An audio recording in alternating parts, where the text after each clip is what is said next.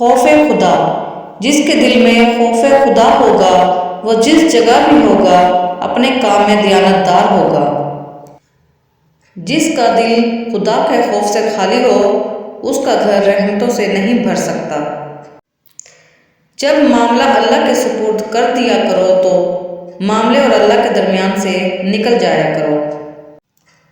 اللہ کے خوف سے گرنے والا آنسو بے شک چھوٹا کیوں نہ ہو، لیکن اس میں اتنی طاقت ہوتی ہے کہ وہ سمندر کے برابر گناہ مٹا دیتا ہے۔ کسی کی بیٹی کو برا کہنے سے پہلے یاد رکھیں اللہ دنیا میں ہی انصاف کرنے والا ہے۔ خوف خدا، خوف خدا ایک ایسا چراغ ہے جس میں نیکی اور بدی صاف نظر آتی ہے۔ اللہ کا خوف دل میں ہو تو لوگوں کے معاملوں میں خود بخود دل ڈرتا رہتا ہے۔ توڑنے والے ہزار بیٹھے ہیں مگر جوڑنے والی ذات صرف اللہ عز و جل کی ہے۔ ٹھوکر ان کو بھی لگتی ہے جو اللہ رب العزت پر بھروسہ رکھتے ہیں، مگر اللہ رب العزت پر بھروسہ انہیں کبھی پستی میں گرنے نہیں دیتا، سنبھال لیتا ہے۔ اگر کوئی تم سے بھلائی کی امید رکھے تو اسے مایوس مت کرو، کیونکہ لوگوں کی ضرورت کا تم سے وابستہ ہونا تم پر اللہ کا خاص کرم ہے۔ اللہ کسی کے ساتھ ناانصافی نہیں کرتا، وہ تو بس صرف آزماتا ہے اور صبر کرنے والوں کو میٹھا پھل ملتا ہے۔ جب اللہ کسی سے ناراض ہوتا ہے تو اسے اپنے سے غافل کر کے کسی ایسی چیز کی طلب میں لگا دیتا ہے جو اس کی قسمت میں نہیں ہوتی۔ آسمان والے سے اگر رابطے مضبوط ہوں تو زمین والے آپ کا کچھ نہیں بگاڑ سکتے۔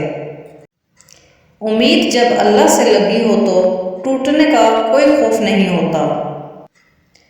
جس نے بن مانگے عطا کیا وہ مانگنے پر کیوں مایوس کرے گا؟ جب بھی دعا مانگو اپنی اوقات دیکھ کر نہیں بلکہ اپنے رب کی شان دیکھ کر مانگو۔ جب اللہ سے رابطے ہوں گے تو اندھیروں میں بھی راستے ہوں گے۔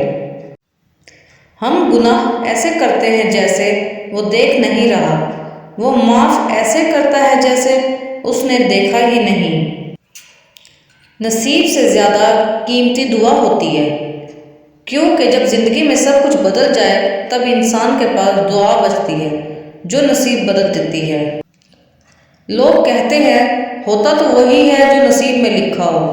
اللہ پاک قرآن میں کہتے ہیں تم مجھے پکار کر تو دیکھو، میں نصیب بدلنے پر قادر ہوں۔ میرا نصیب غلط ہو ہی نہیں سکتا، میرا نصیب اس نے لکھا ہے جو مجھے 70 ماؤں سے بھی زیادہ پیار کرتا ہے۔ اللہ دعا رد نہیں کرتا، دعائیں تو وہ معجزے ہیں جنہیں تمہارا نصیب بھی نہیں روک سکتا۔ میں تیری رحمت سے بالکل مایوس نہیں ہوں یا اللہ، بس مجھے میری ہر آزمائش میں کامیابی عطا فرما دے۔ خدا تو رزق دیتا ہے کیڑوں کو پتھر میں، تو کیوں پریشان ہے ہیرے موتی کے چکر میں؟ اڑ جا آسمان میں یا لگا غوطہ سمندر میں، تجھے اتنا ہی ملے گا جتنا لکھا ہے تیرے مقدر میں۔ ایک دوسرے کے رزق پر نظر مت رکھو، کیونکہ اللہ سے بہتر کوئی تقسیم نہیں کر سکتا۔ انسان کے غرور کی اوقات بس اتنی سی ہے کہ نہ وہ پہلی بار خود نہا سکتا ہے اور نہ آخری بار۔